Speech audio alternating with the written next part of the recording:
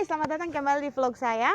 Hari ini kita akan belajar tentang pemanasan global atau global warming.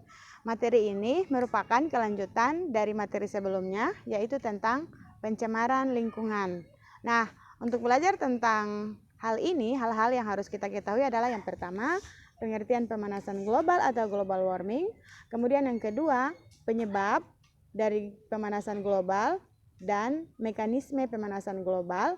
Kemudian yang ketiga adalah tentang efek rumah kaca, dan yang terakhir adalah dampak dari global warming.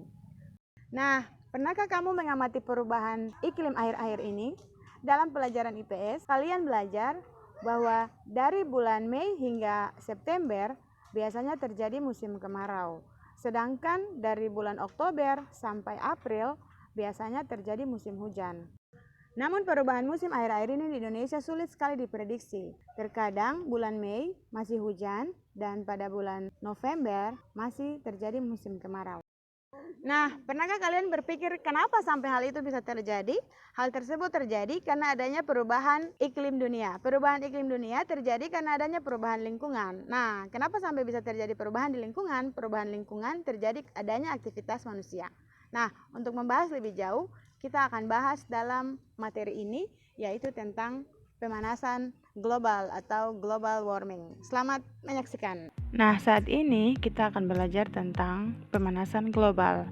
Kompetensi dasarnya adalah kompetensi dasar 3.10, mendeskripsikan tentang penyebab terjadinya pemanasan global dan dampaknya bagi ekosistem. Indikatornya adalah untuk pengetahuan, yang pertama menjelaskan pengertian pemanasan global, yang kedua menjelaskan penyebab dan mekanisme terjadinya pemanasan global, yang ketiga menjelaskan tentang gas rumah kaca, yang keempat dampak pemanasan global. Dan untuk keterampilan, yaitu yang pertama mengumpulkan gambar data-data bencana yang sudah terjadi selama ini akibat pemanasan global, dan memiliki keterampilan berbicara di muka kelas melalui kegiatan persentase hasil clipping dibandingkan dengan hasil kelompok lain.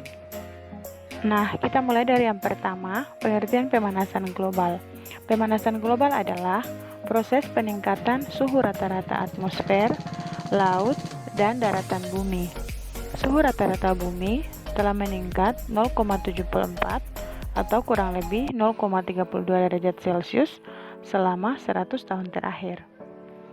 Efek rumah kaca adalah proses pemanasan alami yang terjadi ketika gas-gas tertentu di atmosfer merangkap panas.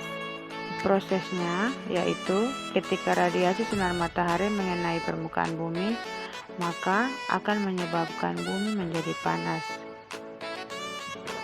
Radiasi panas bumi akan dipancarkan lagi ke atmosfer.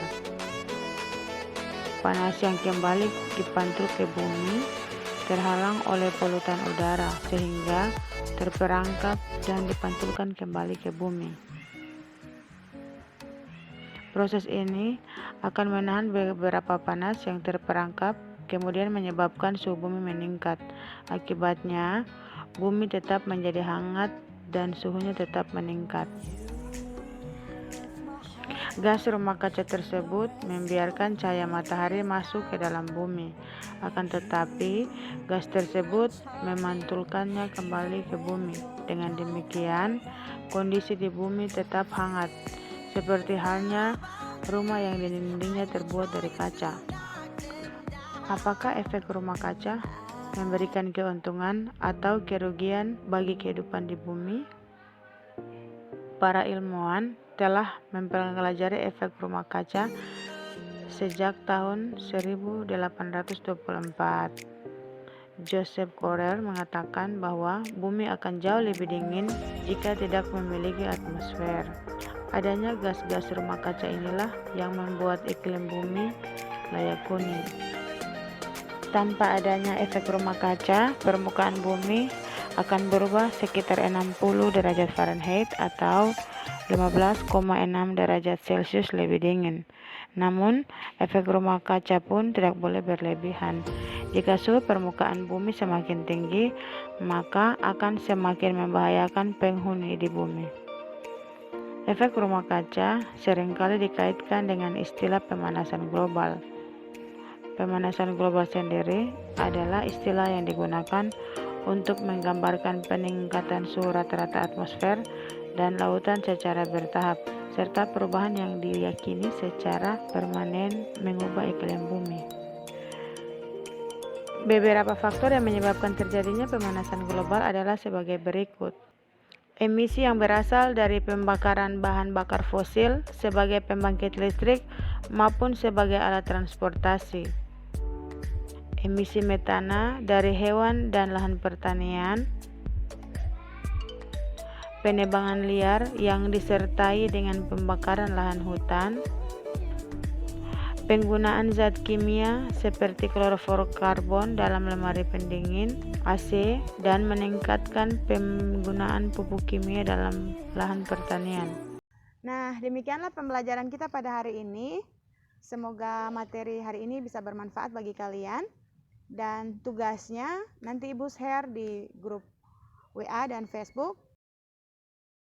Jangan lupa subscribe, like, komen, dan share sebanyak-banyaknya ke media sosial kalian.